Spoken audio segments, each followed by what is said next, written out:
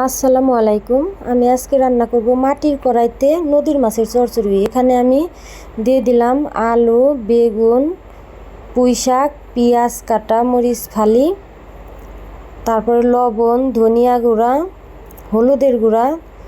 এখন আমি সুন্দর করে হাতে মেখে নেব। হাতে মাখা চচ্চড়িটা আসলে অনেক টেস্টি হয়। তারপরে দিয়ে দিলাম পরিমাণ মতো তেল।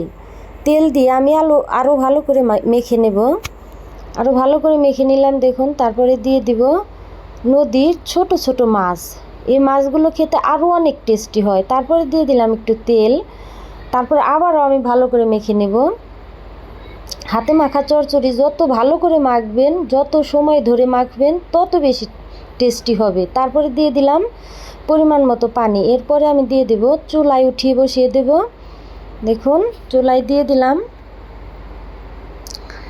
মাটির পাতিলে রান্না আমি কখনো করিনি, এই প্রথম আমি মাটির পাতিলে রান্না করছি। জানি না কেমন হবে, কিন্তু আমার মনে হচ্ছে ভালোই হবে। আগেকার দিনের মানুষ তো মাটির পাতিলেই রান্না করেছে। দেখুন আমার চচ্চড়িটা প্রায় হয়ে গিয়েছে।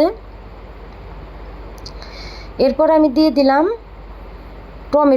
টমেটো দিয়ে আমি একটু নিচ দিকে দাবিয়ে দিলাম। তারপরে ঢাকনা দিয়ে ঢেকে আমি আর একটু রান্না করব। দেখুন আমার রান্না হয়ে গিয়েছে। এখন আমি নামিয়ে ফেলবো। যদি আমার এই চচ্চড়ির রেসিপিটা আপনাদের ভালো লেগে থাকে তাহলে অবশ্যই একটা লাইক করবেন প্লিজ। সবাইকে আমার রেসিপিটা দেখার জন্য ধন্যবাদ।